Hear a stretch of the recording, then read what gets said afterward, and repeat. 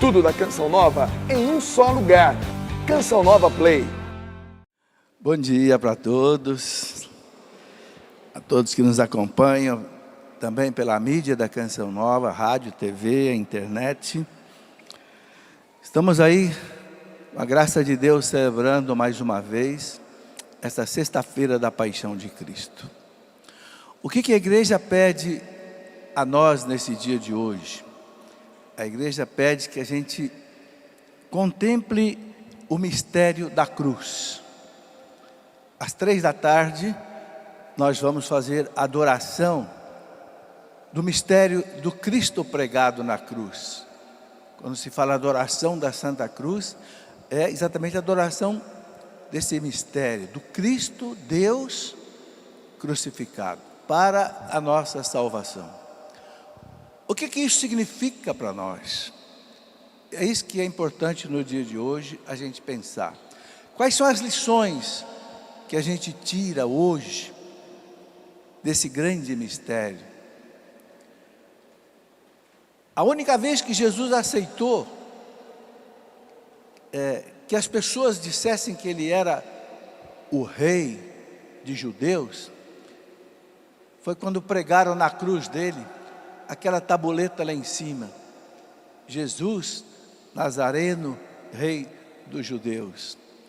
Ou seja, só na cruz é que ele aceitou ser declarado rei dos judeus, porque é pela cruz que ele ia libertar não só o povo judeu, mas libertar toda a humanidade do pecado.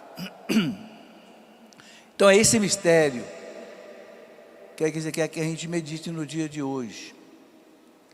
Nós vamos rezar daqui a pouco, à tarde, com o sacerdote carregando a cruz.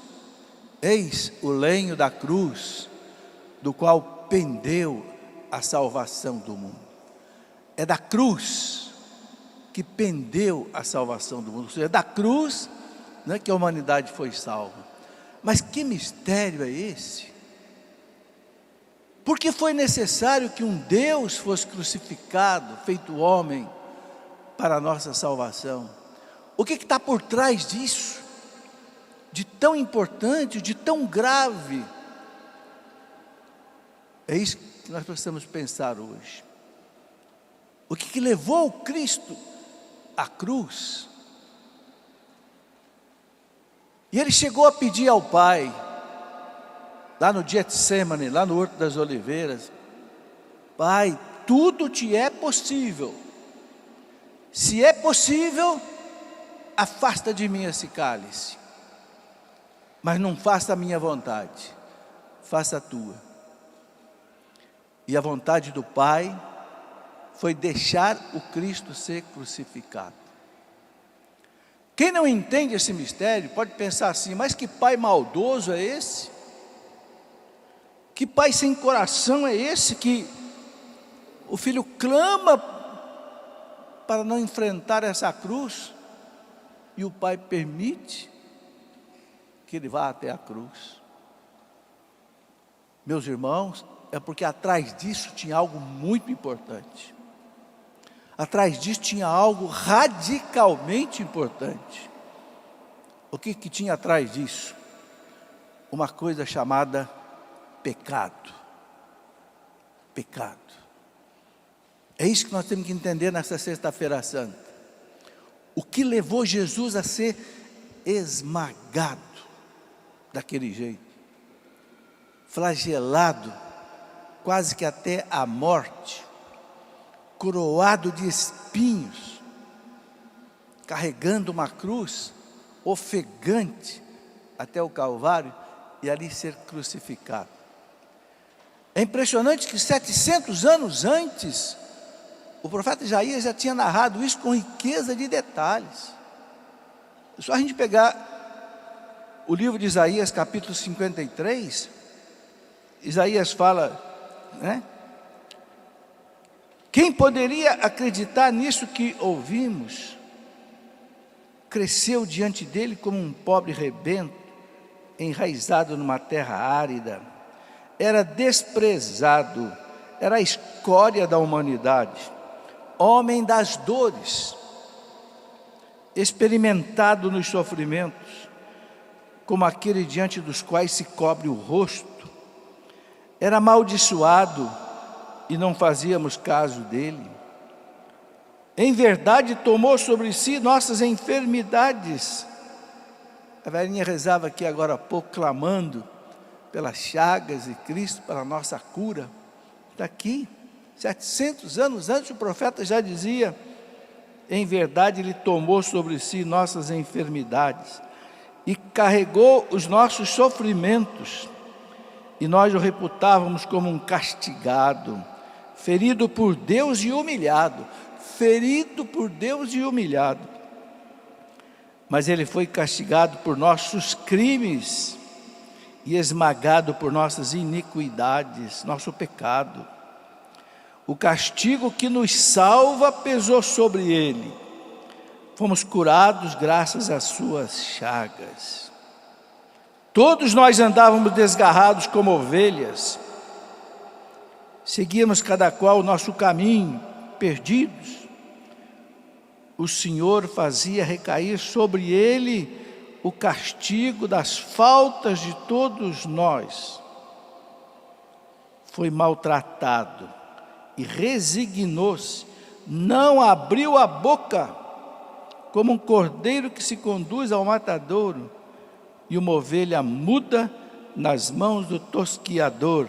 Ele não abriu a boca. Gente, que coisa impressionante, esse mistério da cruz de Cristo. Tudo por causa do pecado. É aqui que nós temos que começar a nossa reflexão de hoje. Nós vamos ver que na missa do sábado, da Vigília Pascal, a primeira leitura, aquelas 9 leituras da missa, não é? Da Vigília Pascal, a primeira leitura é a criação do homem, depois vem o pecado. Adão e Eva que dizem não a Deus e dizem sim ao demônio. Por isso a humanidade ficou cativa do demônio. E como Deus age pela justiça, Deus respeitou o direito do demônio de tomar posse da humanidade. Por quê? Porque foi livremente que Adão e Eva se entregaram a Ele. E como Adão e Eva eram a raiz da humanidade, toda a humanidade ficou cativa do demônio. E nós estávamos todos condenados à morte eterna, ao inferno. Não tinha mais jeito. Por quê? Porque o pecado, ele ofende a majestade infinita de Deus.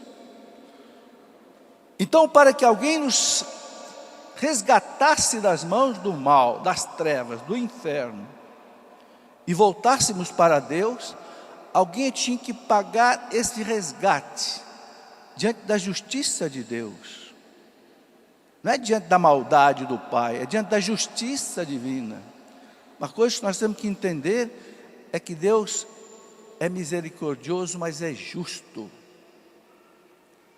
O homem ofendeu a majestade infinita do Criador. Então o homem tinha que pagar esse preço. Só que não tinha nenhum homem capaz de pagar esse preço. Porque todos os homens eram cativos do pecado.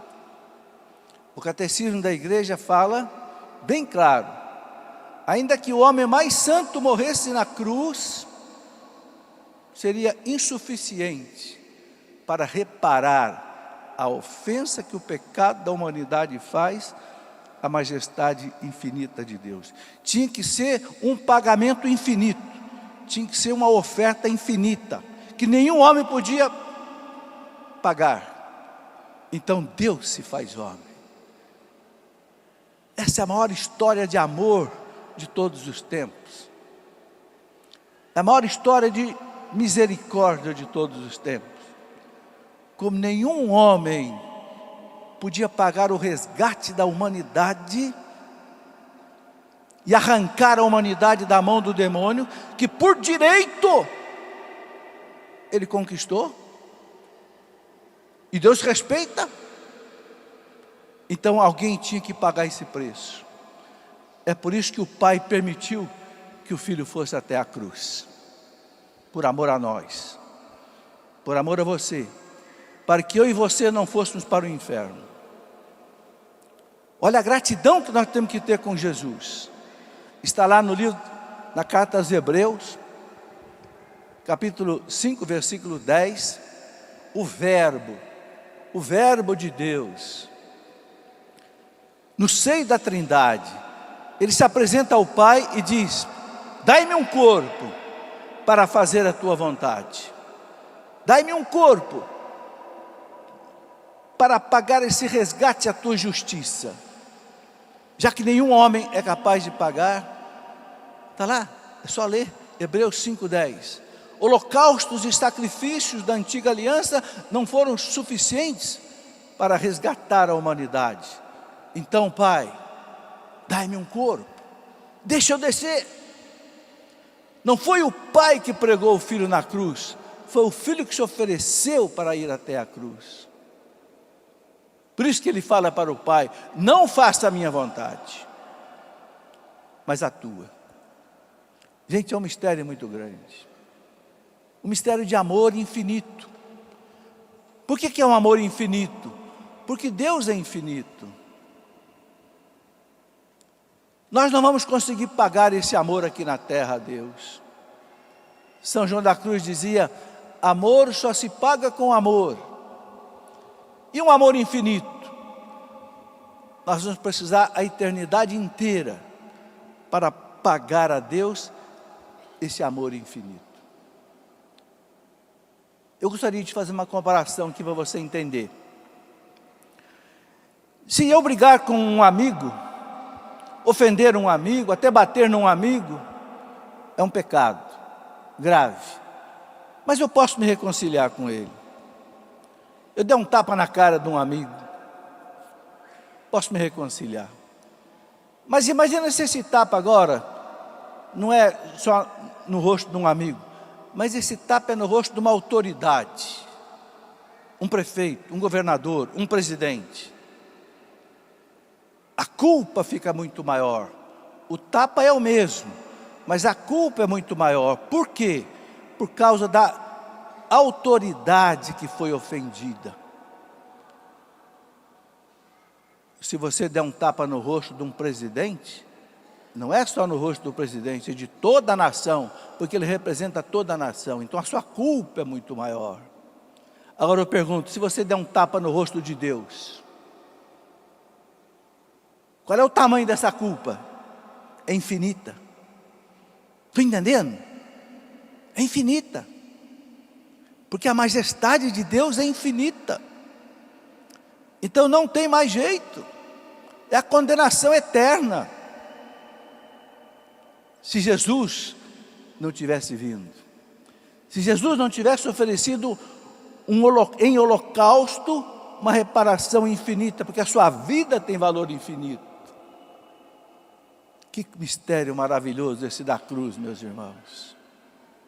Por isso que o Cristo disse, para os apóstolos: eu desejo ardentemente comer essa Páscoa convosco antes de passar pela morte. Por que desejo ardentemente a cruz? Quem é que pode desejar a cruz? Ele desejou ardentemente, por quê? Porque ele sabia que ali estava a salvação da humanidade. Desejo ardentemente. E ele entra em Jerusalém, montado naquele jumentinho, porque ele sabia que ali ele ia morrer. E ele não foge da cruz. E uma coisa importante de nós entendermos agora aqui: não foi Deus quem traçou esse desígnio dele chegar até a cruz. Não foi Deus que traçou no sentido de que Deus obrigou Judas a negá-lo, obrigou Pilatos a condená-lo à morte, a Herodes a zombar dele. e os soldados romanos de o flagelarem e de o crucificarem. Não, não foi Deus quem obrigou ninguém a fazer isso. Voluntariamente cada um fez isso na sua maldade ou na sua ignorância. O que Deus então fez? Deus, na sua onisciência. Vocês sabem que para Deus não existe passado nem futuro. Para Deus só existe o presente. Karl Rahner dizia que Deus é um instante que não passa. Então Deus já sabia o que cada um daqueles ia fazer. E não obrigou que ninguém fizesse. Mas então o que Deus fez? Deus aproveitou essas maldades todas para criar a oportunidade exatamente do seu Filho poder oferecer à justiça divina um sacrifício infinito. Estão entendendo? Deus não obrigou ninguém a matar Jesus. Não. Deus aproveitou a maldade para realizar a salvação da humanidade. Uma coisa que Deus é especialista, meus irmãos, é tirar o bem do mal. Por isso que São Paulo diz: todas as coisas concorrem para o bem daqueles que amam. Romanos 8, 28. Até o sofrimento, até a dor, até a morte, concorre para o bem dos que amam a Deus. Por quê? Porque Deus sabe do mal tirar o bem. Um grande padre francês que escreveu um livro maravilhoso, chamado Construir o Homem e o Mundo. Esse livro foi best-seller na igreja por muito tempo. Michel Coart, um padre francês, ele dizia assim: Deus transformou o sofrimento em matéria-prima de salvação. É preciso entender isso. Por que Deus fez isso? Nós temos aí o lixo do mundo. O lixo é uma das coisas mais complicadas no mundo, não é? Porque o lixo polui. O lixo envenena o solo, envenena a atmosfera. Mas hoje o que nós estamos fazendo com o lixo? Nós estamos reciclando o lixo. Nós estamos transformando o lixo em matéria-prima de coisas boas. Do lixo hoje você tira o gás metano, tira o gás butano, você tira fertilizantes, você tira até produtos de construção. Ou seja, é possível transformar o lixo em coisa boa. Então o lixo do mundo se chama pecado. O pecado de Adão e Eva e o meu pecado. É o lixo do mundo. Que não foi Deus quem gerou. Então o que Deus fez? Deus transformou esse lixo do mundo, porque o sofrimento é consequência do pecado. Né? São Paulo fala na carta aos Romanos, Romanos 8, 23, o salário do pecado é a morte. O salário do pecado são as lágrimas. O salário do pecado é o sofrimento. Então Cristo pegou esse sofrimento, esse lixo do mundo, e Cristo transformou em matéria-prima de salvação. Por isso que Ele escolheu a via do sofrimento para salvar a humanidade, para poder dar um sentido ao sofrimento. Hoje o sofrimento tem sentido para nós, porque o Cristo passou pelo sofrimento. Ele deu um sentido a algo que estava perdido, que não foi seu pai quem colocou no mundo o sofrimento e a morte. Quando ele passa pelo sofrimento, quando ele abraça o sofrimento, ele dá um sentido ao sofrimento. Hoje o nosso sofrimento tem sentido. A única pessoa que é capaz de sofrer em paz, porque sofre com sentido, é o cristão.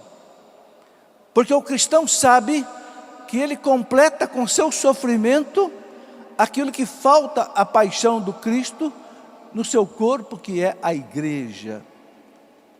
Colossenses 1, 24. São Paulo fala: eu completo na minha carne o que falta à paixão de Cristo no seu corpo, que é a igreja. Gente, nós somos o corpo de Cristo. Nós somos a igreja. Nós somos membros de Cristo. Assim como esse braço é um membro do meu corpo, nós somos membros do corpo de Cristo. Como Cristo passou pela sua paixão, a igreja passa também pela paixão. A paixão de Cristo ainda não está completa. Santo Agostinho fala não. Porque quem é o Cristo? Santo Agostinho diz Christus totus. Ele a cabeça da igreja, nós os membros. A paixão, a cabeça passou pela paixão, o corpo também passa pela paixão. O sofrimento de cada um de nós, seja qual for, de origem física, de origem espiritual, de origem psicológica, é o sofrimento do Cristo, é o sofrimento do corpo de Cristo que se completa. São Paulo fala, se nós morrermos com Ele, se nós sofrermos com Ele, nós vamos ressuscitar com Ele. Ou seja, a gente não pode desprezar o nosso sofrimento. Não. O cristão não pode perder o seu sofrimento. Não. Nós temos que juntar esse sofrimento no sofrimento de Cristo. Quando você vai à missa e o padre consagra aquele vinho, e aquele vinho se transforma no sangue de Cristo, ali você tem que colocar o seu sofrimento e dizer, Senhor, como diz a liturgia da palavra, como diz a liturgia da missa, a liturgia eucarística diz assim, Senhor, fazei de nós uma perfeita oferenda. Não sei se já notaram essa frase numa das orações eucarísticas. Fazei de nós, Senhor, uma perfeita oferenda. Ou seja, nós temos que nos oferecer ao Pai junto com o Cristo. Então, quando você sofrer, e eu duvido que alguém aqui não sofra de alguma forma, se ainda não sofreu, um dia vai sofrer. Que o sofrimento é o pão de cada dia, de cada um de nós. Mas não perca esse sofrimento. Como é que você perde esse sofrimento? Quando você sofre se lamuriando, reclamando, xingando os outros, culpando o governo, culpando Deus. Que Deus é esse que me deixa desse jeito? Você está jogando fora pétalas de rosa, pétalas de ouro, que você podia estar juntando à cruz de Cristo para salvar a humanidade. Aquele grande padre santo, São João Maria Vianney, o cura d'Ars, dizia, a cruz é um presente que Cristo dá para os seus amigos. É muito pesado, né? A cruz é um presente que Cristo dá aos seus amigos. Porque são os amigos de Cristo que ajudam ele a carregar a cruz. Aquele sirineu que ajudou Jesus a carregar a cruz, tem que ser cada um de nós hoje. Santa Teresa d'Ávila, um dia viveu uma experiência diferente. Ela andava de carroça, viajando e criando os mosteiros, né? Os mosteiros das Carmelitas Descalças. Criou mais de 18 mosteiros. Mas um dia ela atravessava um rio, numa carroça, e a correnteza era muito forte, derramou a carroça, derrubou a Teresa, derrubou tudo, e Teresa, naquele sufoco, disse para Jesus, Jesus, é assim que o Senhor trata os seus amigos? E Jesus falou para ela, Teresa, é assim que eu trato os meus amigos. Então Teresa falou para Jesus, é por isso que o Senhor tem poucos amigos.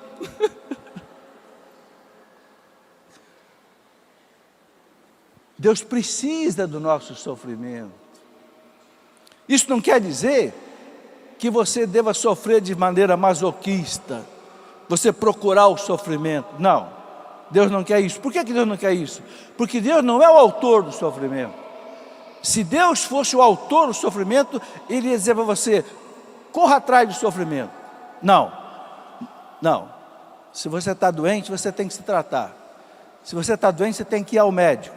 Você tem que tomar remédio. Está no livro do Eclesiastes, capítulo 38. O médico foi dado por Deus. O medicamento foi dado por Deus. Use. Mas tem hora que não adianta, né? Tem hora que você gasta tudo que você tem. Tem hora que você vai em tudo que é médico. E não tem jeito. Eu perdi a minha esposa depois de 6 anos de câncer. Fizemos o possível e o impossível. Mas ela foi.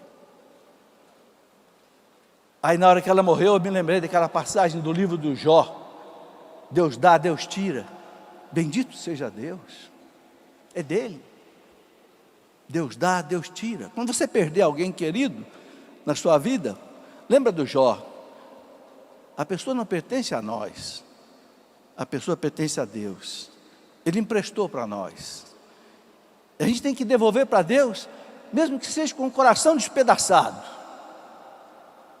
Mas tem que devolver para Deus, é dele. Deus dá, Deus tira. Bendito seja Deus, é teu, Senhor. Vamos nos encontrar um dia. Então, nós não podemos desperdiçar o sofrimento. Temos que juntar o nosso sofrimento ao sofrimento do Cristo na cruz. E quando a gente faz isso, a gente sofre em paz.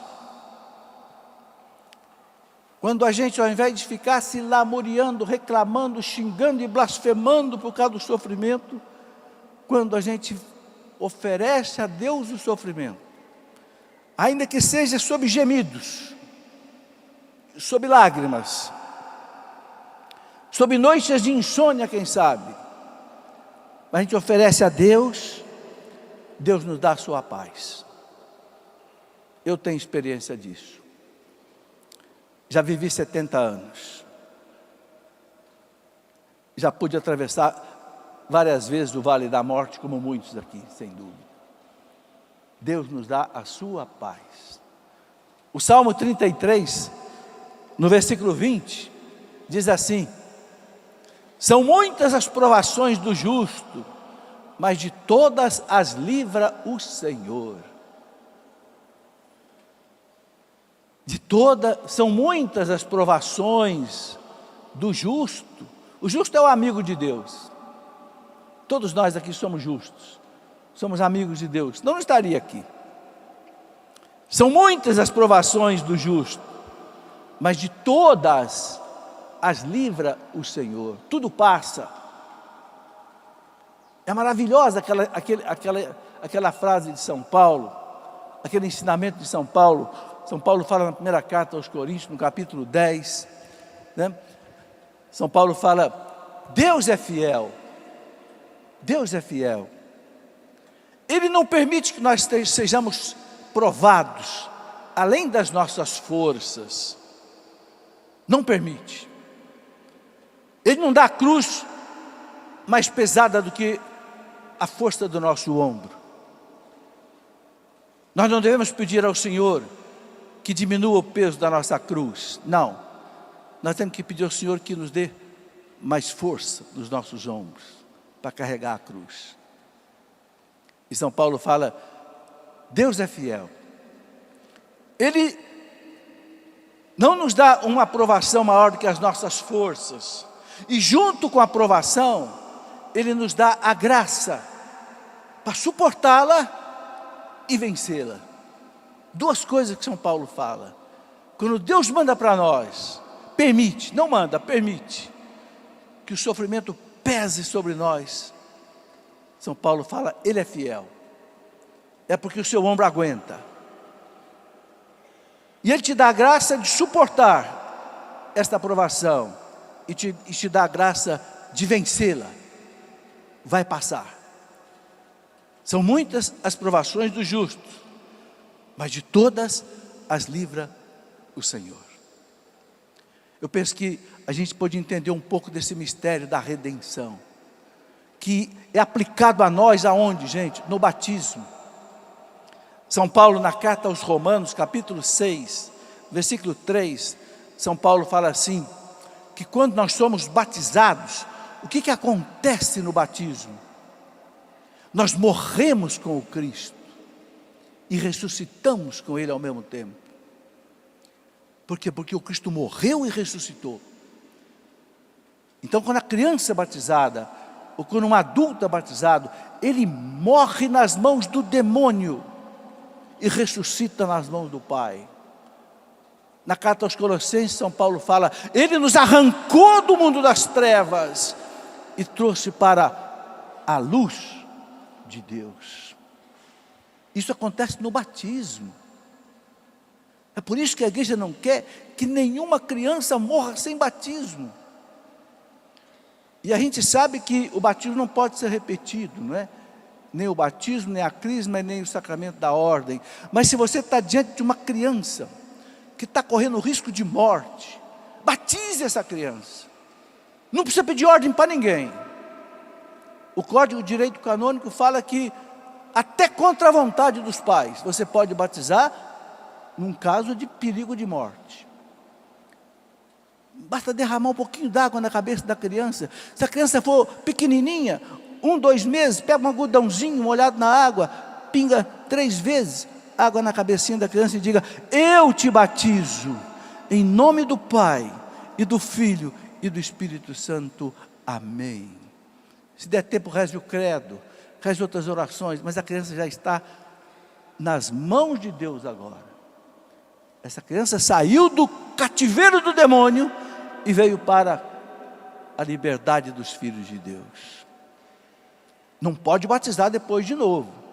Aí você leva lá e fala para o padre, essa criança já foi batizada. O que o padre vai fazer? Ele vai fazer o complemento do batismo.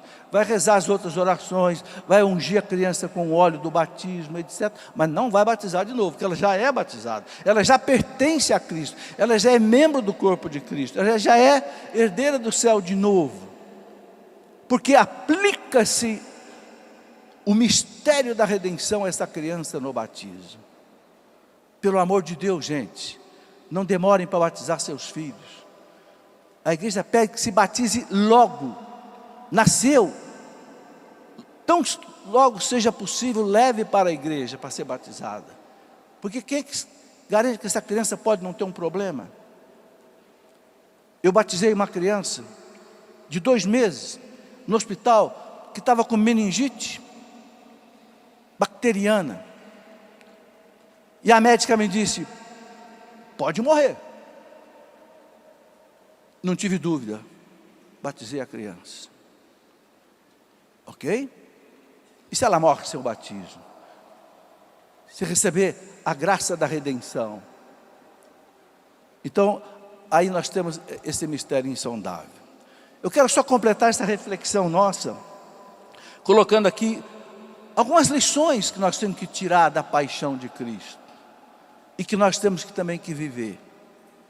A primeira lição que Cristo disse, a maior delas, a lição da humildade e da obediência. Obediente ao Pai até a morte, e morte de cruz, diz São Paulo, na carta aos Filipenses, né? Não se orgulhou de ser Deus, assumiu a nossa natureza humana, que já é um sacrifício, e mais ainda fez-se escravo, e mais ainda morreu de morte de cruz. A pior morte que existia no tempo dele era a morte de cruz. Não tinha coisa pior. Era a morte de cruz. Então, ele obedeceu o Pai até, né? Ontem nós vimos no Evangelho de ontem, tendo amado os seus que estavam no mundo, amou-os até o fim, até a cruz. Não deu um passo atrás. Não. Enfrentou. Obediente ao Pai. Então nós temos que também aprender essa lição. Ser obediente a Deus. Obediente à lei de Deus. Obediente aos mandamentos de Deus. Obediente à igreja. Os ensinamentos da igreja. Ser obediente a Deus. Segundo, a humildade. Que humildade é de Jesus. Por que Jesus foi humilde e foi obediente? porque foi a soberba e a desobediência que lançaram a humanidade nas mãos do demônio. A soberba de Eva, a soberba de Adão. Quando o demônio disse: comam a fruta proibida, e os seus olhos vão se abrir, e vocês vão ser como deuses. Ah é? Eu vou ser deusa. Então traga a fruta que Deus proibiu. E Deus tinha dito para Adão e Eva: não coma dessa fruta, porque se vocês comerem, vocês vão morrer. Vocês vão perder a imortalidade. Claro que essa fruta é um símbolo, né? É um símbolo da obediência a Deus. A fruta da árvore do bem e do mal. Ou seja, não querer ser juiz do bem e do mal. É Deus o juiz do bem e do mal. Mas Adão e Eva foram soberbos. Pecaram contra a humildade. E pecaram contra a obediência. Por isso que Jesus se fez humilde e obediente até a abjeção mais profunda. Ele entra em Jerusalém montado no jumentinho. Ele é rei. E ele diz para Pilatos: eu sou rei. O sumo sacerdote Caifás perguntou: fala logo, você é filho de Deus? Sim. Vai morrer por causa disso? Morro. Mas não abro mão. Sou filho de Deus. Mas um Deus que entra montado em Jerusalém num jumentinho. Humilde. Porque a sua libertação não vinha pela espada. A sua libertação vinha pela cruz. A cruz é a grande revolução do mundo. Por isso que Jesus disse: quando eu for levantado na cruz, eu vou atrair todos a mim. E como atraiu? Ainda crucificado, aquele ladrão do lado dele se converte. Ainda crucificado, aquele centurião romano que o crucificava, quando o véu do templo se rasgou, aquele centurião disse: esse é verdadeiramente o Filho de Deus. Que coisa impressionante. Ele ainda na cruz dali, as conversões aconteceram. O evangelista diz que o povo se afastava batendo no peito, conhecendo a própria culpa. E a cruz hoje, meus irmãos, é o símbolo da nossa vitória. É o símbolo do cristianismo.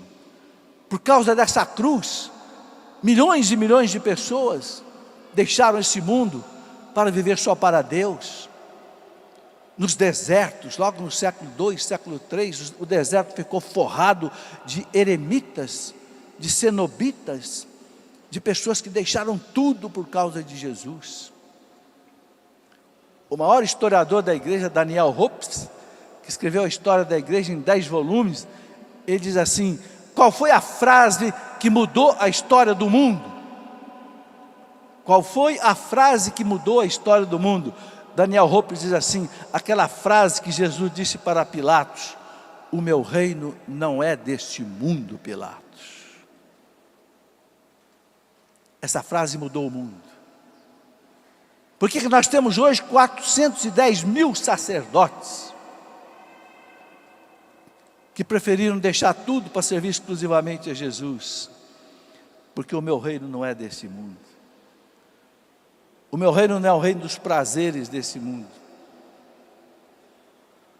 Porque tantos religiosos e religiosas que, né, hoje estão aí vivendo, quem sabe, nos mosteiros de clausura, porque o meu reino não é deste mundo, Pilatos. Que beleza, meus irmãos, essas lições que o Cristo deixou para nós aqui nessa sua paixão. Além da lição da humildade, além da lição da obediência radical ao Pai até a morte de cruz, Ele ainda deixa muitas outras lições para nós, né?